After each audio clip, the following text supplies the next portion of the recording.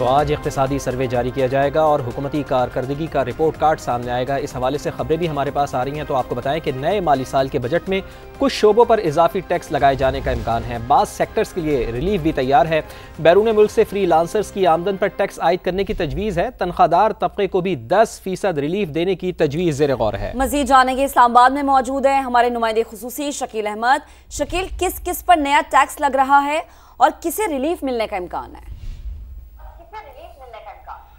देखिए, मुख्तलिफ शोबे हैं जिन पर टैक्स लगाने की तजवीज़ है। खास तौर पर IMF ये कह रहा है कि आप टैक्स चोरी रोकें, क्योंकि ट्रिलियन ऑफ रुपीज़ की टैक्स चोरी है। और इसके अलावा बाज़ सेक्टर जो है वो अपनी पोटेंशियल से कम टैक्स दे रहे हैं, जिसमें रिटेल और होलसेल सेक्टर खास तौर पर है, जिनको टैक्स नेट में लाना ज़रूरी है। इसके अलावा मुख्तलिफ कंपनीज हैं बड़ी और कॉरपोरेट सेक्टर है जिन पर 10% जो है वो टैक्स लगाया गया था। जो सुपर टैक्स है उसमें थोड़ी कमी की तजवीज़ है। बतदरीज कमी होगी आने वाले बरसों में, फौरी तौर पे इसको कम नहीं किया जा सकेगा। इसके अलावा मुख्तलिफ शोबे हैं जिनके अंदर प्रॉपर्टी सेक्टर है, वहाँ पे फेडरल एक्साइज ड्यूटी जो है उसको ख़त्म करने की तजवीज़ है। अलबत्ता जो तनख्वाहदार तबका है उसको 10% रिलीफ देने की तजवीज़ है, लेकिन बाकी सेक्टर जो हैं उन पर टैक्स इजाफी आयद भी हो सकता है। IMF कह रहा है कि आप ज़रूरी शोबे में खाद और कीड़े मार अद्वियात जो हैं उसके ऊपर टैक्स लगाएं। हुकूमत पाकिस्तान इसकी मुज़ाहमत कर रही है, अभी तक इस पर एग्री नहीं किया गया। और इसके अलावा जो मशरूबात हैं और सिगरेट सेक्टर है उन पे टैक्स रिलीफ देने की तजवीज़ है, क्योंकि इन पे टैक्सेस इतने ज़्यादा हो चुके हैं कि इनकी रिटेल प्राइसेस जो हैं वो आम आदमी की पहुंच से दूर हैं। मशरूबात से लेके सिगरेट जो हैं वो अब महंगे मार्केट के अंदर फ़रोख्त हो रहे हैं। इसके अलावा शेयर्स, प्रॉपर्टी पर कैपिटल गेन टैक्स जो है उसकी शरह बढ़ाने का इम्कान है। और साथ साथ ये भी बताया गया है कि जो दरामदी आइटम्स हैं उनके ऊपर ड्यूटी में कमी की तजवीज़ है 3 से 5%, क्योंकि IMF ये कह रहा है हुकूमत पाकिस्तान को कि आप इंपोर्ट्स के ऊपर जो पाबंदियां लगी हुई हैं, जो सख्त टैक्सेस हैं, शराइत हैं, उनको नरम करें ताकि मार्केट के अंदर इंपोर्टेड आइटम आ सके। खासकर जो गाड़ियां हैं 5 साल पुरानी, उनकी इंपोर्ट पर टैक्स में कमी हो सकती है। शकील हमें तफसीलन अपडेट कर रहे थे। शकील, आपका बेहद शुक्रिया। तो हुकूमत की मुआशी रिपोर्ट तैयार हो चुकी है, इक्तिसादी सर्वे रिपोर्ट और आइंदा माली साल के बजट पर आज हम बात कर रहे हैं। हमारे साथ हमारा पैनल हमें ज्वाइन कर चुका है, बारखान सईद साहब हमें ज्वाइन कर चुके हैं, आदिल इकबाल साहब ज्वाइन कर चुके हैं। आप दोनों का बेहद शुक्रिया। आदिल साहब, आपसे सबसे पहले गुफ्तगू का आगाज करते हैं। सैलरीड तबका जो है वो हमेशा हमें शिकवा करता नजर आता है और फिर ज्यादा बोझ के तले वही दबता भी है। आप क्या कहेंगे, जो पिछला पूरा साल गुजरा है उसमें जो कारकर्दगी रही है स्पेशली इस सेक्टर को लेके, क्या कमेंट करेंगे? जी बारखान साहब, आप मुझे सुन पा रहे हैं तो आप इस पे कमेंट कीजिएगा। जी बिल्कुल, आप सवाल रिपीट करेंगे? जी, मैं सैलरी तबके के हवाले से बात कर रही हूँ कि वो सबसे ज्यादा हमें पिसता हुआ, शिकवा करता हुआ हमें नजर आता है। पिछला जो पूरा साल गुजरा है उसकी कारकर्दगी को अगर सिर्फ इस एक तबके के हवाले से हम देखें तो क्या कमेंट करेंगे? IT सेक्टर में जो टैक्स, क्योंकि सैलरी तबका सबसे ज्यादा हमारी सैलरीज IT सेक्टर में होती हैं। जनरली जो सेक्टर है वो इस सारी महंगाई से उतना इम्पैक्ट नहीं हुआ, क्योंकि वो प्राइसेस बढ़ा देते हैं और उसी तरह उनका सिस्टम चलता रहता है। लेकिन जो सैलरी तबका है, आई थिंक वो पिछले 2 साल में सबसे ज्यादा इम्पैक्ट हुआ है। एक तो वो इन्फ्लेशन से हिट हुआ है और दूसरी तरफ महंगाई जो हिट हुई है वो तो अलग है, लेकिन उसके अलावा जो टैक्सेस हैं वो भी उन पर सबसे ज्यादा कर दिए गए। तो आई थिंक पिछले 2 सालों में जो सैलरी तबका है वो सबसे ज्यादा प्रेस हुआ है और अगर उसको रिलीफ नहीं दिया गया, इसी वजह से हमारे IT सेक्टर में बहुत सारे लोग जो लर्नेड थे या जो ज्यादा सैलरीज बाहर से ले सकते थे, उनका बहुत ज्यादा ब्रेन ड्रेन हुआ है, वो मुल्क छोड़ के बाहर चले गए हैं। और उससे आई थिंक पाकिस्तान को काफी नुकसान हुआ है, क्योंकि काफी लर्नेड लोग थे। ठीक है, उस पर आर्ग्यू किया जा सकता है कि ये लोग अब डॉलर्स भेज रहे हैं, मुल्क भेज रहे हैं, लेकिन लॉन्ग टर्म में डेफिनेटली जब कोई मुल्क से बाहर जाता है तो वो वहीं पे अपनी प्रॉपर्टीज बनाता है और इवेंचुअली वो वहीं पे ट्रांजिशन ऑफ कर जाता है। तो ये लॉन्ग टर्म में ये इफेक्ट जो है वो इतना इम्पोर्टेंट नहीं रहता और आपके लिए मुल्क में अच्छे काम वाले लोग जो हैं उनकी अवेलेबिलिटी कम हो जाती है। तो आई थिंक इसमें गवर्नमेंट को मेजर काम करना चाहिए। आई थिंक जो हमारा ये सारा डिजिटल हम टैक्सेशन को नहीं कर सके, हम IT को इस्तेमाल नहीं कर सके अपने FBR को ऑटोमेट करने में और टैक्स चोरी नहीं रोक सके, उसका नुकसान जो है वो अल्टीमेटली, और ताजिर तबके को जिस तरह आपने कहा कि हम टैक्स नेट में नहीं ला सके, उसका नुकसान अल्टीमेटली हमारे सैलरीड लोगों को देना पड़ा है। ऑल्दो मैं खुद एक कंपनी रन करता हूँ, लेकिन मैं फील करता हूँ कि हमारा जो सैलरी तबका है वो सबसे ज्यादा इसमें इम्पैक्ट हुआ है।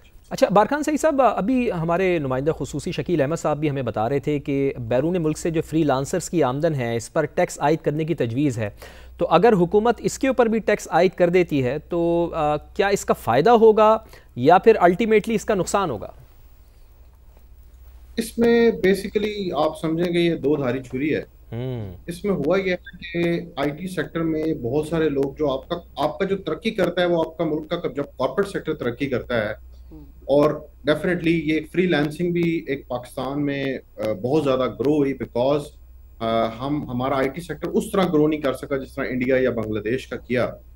तो उसमें हुआ ये कि आईटी सेक्टर में जो एम्प्लॉय था उस पर आपने बहुत ज़्यादा टैक्स लगा दिया, 30% 20% 40% आपने टैक्स लगा दिया। तो वो लोग सारे के सारे कंपनीज छोड़ के फ्रीलांसिंग की तरफ चले गए क्योंकि वहां पे 1% टैक्स था। अब आइडियली तो ये होना चाहिए था कि सैलरी तबका जो है हमारा टैक्स है वो कम किया जाता और फ्रीलांसिंग का टैक्स भी जितना है उसको थोड़ा रीजनेबल कर दिया जाता। लेकिन क्योंकि आईएमएफ का प्रेशर है और गवर्नमेंट के और प्रेशर है, क्योंकि अगर गवर्नमेंट आईटी पे की सैलरीज पे टैक्स कम करती है तो फिर बाकी लोगों के लिए करना पड़ेगा।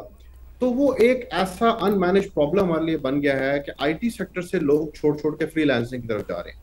और फ्रीलांसिंग का चैलेंज ये है डेफिनेटली कि फ्रीलांसिंग जब होती है तो एक बंदा बस अपने $1000-2000 कमा रहा होता है, लेकिन जब एक कंपनी के अंदर प्रोफेशनल तरीके से कॉर्पोरेट बिजनेस चल रहा होता है तो वो एक कंपनी ग्रो करती है और कंपनी जो है उसमें एक ग्रोथ जो है वो एक ज्यादा बेनिफिट देती है। बट अगेन नेवरदलेस ये दोनों सेक्टर पाकिस्तान के लिए इंपॉर्टेंट हैं और मेरा ख्याल है कि इसमें अगर सैलरी तबके को रैशनलाइज कर दिया जाए और सैलरी तबका जो है उनके टैक्सेस को इतना ज्यादा ना किया जाए, क्योंकि वो सैलरी तबका ये पूछता है कि अगर मैं 30% टैक्स दे रहा हूँ जिस तरह मैं डेवलप कंट्रीज में 30% 40% टैक्स देता हूँ, तो वहां मुझे प्रेफरेंशियल हेल्थ केयर है, वहां मुझे प्रेफरेंशियल एक्सेस है, प्रोफेशनल एक्सेस है टू पेंशंस। मैं जॉबलेस होता हूँ तो मुझे गवर्नमेंट कुछ पैसे देती है। यहाँ तो आपका जो ईओबीआई है उसके पास पैसे ही नहीं है पेंशन देने के लिए, ठीक है। तो इसलिए जो आपका सारा का सारा एक डिसबैलेंस सिस्टम चल रहा है उसका एंड रिजल्ट ये है कि फिर अब बहुत ज्यादा लोग जो फ्रीलांसिंग में जा रहे हैं, इसलिए शायद फ्रीलांसिंग के टैक्स को बढ़ाया जा रहा है। बट मैं समझता हूँ कि ये टेम्पररी एक बैंड एड है। इसका लॉन्ग टर्म हल ये है कि सैलरी तबके पे टैक्स को कम किया जाए ताकि लोग, क्योंकि फ्रीलांसिंग जब आप करते हैं तो फिर आपको डेफिनेटली आप टैक्स नेट से बिल्कुल आउट हो जाते हैं। आपको ना कोई गवर्नमेंट का बेनिफिट मिलता है, ना पेंशन मिलती है, ना सोशल सिक्योरिटी मिलती है। और अगेन वो कोई इतने सब्सटैंशियल बेनिफिट नहीं है। आप ना गवर्नमेंट के सोशल सिक्योरिटी वाले अस्पतालों में ये वर्कर इलाज कराना चाहेगा, ना जो ईओबीआई की पेंशन है उसको इस वर्कर को इसमें कोई इंटरेस्ट है, ना आईटी इंडस्ट्री के वर्कर को इंटरेस्ट है, ना फ्रीलांसर को इंटरेस्ट है, और वो ज्यादातर लेते भी नहीं है शायद। तो वो एक ऐसी चीज है जिसके लिए आप जो है पूरे सेक्टर को सफर करा रहे हैं। इसमें ओवरऑल मुझे ये नजर आता है कि लॉन्ग टर्म में आपके पास कोई स्ट्रेटजी या विजन नहीं है। और फ्रीलांसिंग क्योंकि एक तादाद में ज्यादा है, वर्कर ज्यादा हैं फ्रीलांसर्स, तो गवर्नमेंट जनरली जो है उनको अकोमोडेट करने में ज्यादा इंकरेज नजर आती है और उस as compared to IT sector. लेकिन ये एक शॉर्ट टर्म हल है। मैं कहूँ कि फ्रीलांसर का टैक्स बढ़ा दें या कम कर दें, आपको एक लॉन्ग टर्म पॉलिसी सेक्टर के हिसाब से बनानी पड़ेगी जिसमें आप एक तरीके से विजन के साथ इसको लेके चलें ताकि हमारे मुल्क में R&D ग्रो हो, रिसर्च एंड टेक्नोलॉजी ग्रो हो, हमारे मुल्क में प्रोग्राम्स लॉन्च किए जाएं ताकि फ्रीलांसर्स को इंकरेज किया जाए, फ्रीलांसर्स को ट्रेन किया जाए कि वो कंपनीज बनाने की तरफ मूव करें रादर देन कि अब क्या हो रहा है कि बहुत सारे फ्रीलांसर और बारखान साहब ये अब इस चीज को मानना भी जरूरी है कि आईटी का एक ऐसा सेक्टर है हमारे पास जिसको हम नजरअंदाज नहीं कर सकते। फजल मुकीम साहब हमें ज्वाइन कर चुके हैं, सदर Khyber Pakhtunkhwa chamber of commerce के। आप बेहद शुक्रिया हमें ज्वाइन करने के लिए। फजल साहब, ये जो मौजूदा गवर्नमेंट है अपना कल अगला बजट पेश करने जा रही है, क्या उम्मीदें हैं, क्या हम एक्सपेक्टेशंस रख सकते हैं? बिस्मिल्लाहिर्रहमानिर्रहीम। सबसे बड़ी बात यह है जी के औरंगज़ेब साहब हमारे सरहद चैम्बर ऑफ कॉमर्स में आज से 3-4 माह पहले आए थे और हमसे काफ़ी कुछ लेके गए, लेकिन अभी तक पता न चल सका कि हमें उन्होंने क्या दिया या क्या देने वाले हैं। जब बजट आएगा तो पता चलेगा कि जो कुछ हमसे उन्होंने डिमांड की थी और जो हमने उनको लिखा हुआ भी दिया था और उनसे डिस्कशन भी हुई थी और चैम्बर के सारे लोग बैठे थे इंडस्ट्रीज़ एंड कॉमर्स वाले, तो उस पर अब पता चलेगा। क्योंकि जब तक एंड स्टेक होल्डर से मशावरत नहीं होगी और उनकी मर्ज़ी के मुताबिक बजट नहीं आएगा तो बजट कभी भी कामयाब नहीं हो सकता।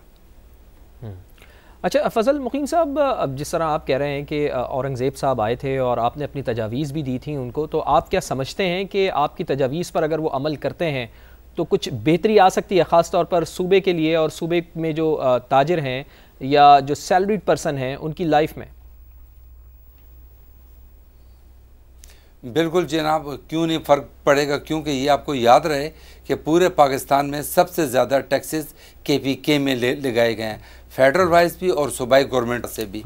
तो हम तो इस टाइम मतलब जो फेडरल गवर्नमेंट की बात कर रहे हैं, अगर ये जो एंड स्टेक होल्डर था इसके अगर तजावीज़ पर अमल करेंगे तो डेफिनेटली उसको फिर जिन लोगों ने तजावीज़ दी थी तो वो उसको मनोन से मान के अपने तमाम टैक्सेस भी पे करेंगे। इस पे ना कोई स्टे पे जाएगा और ना कोई अदर हर्डल्स क्रिएट होंगी।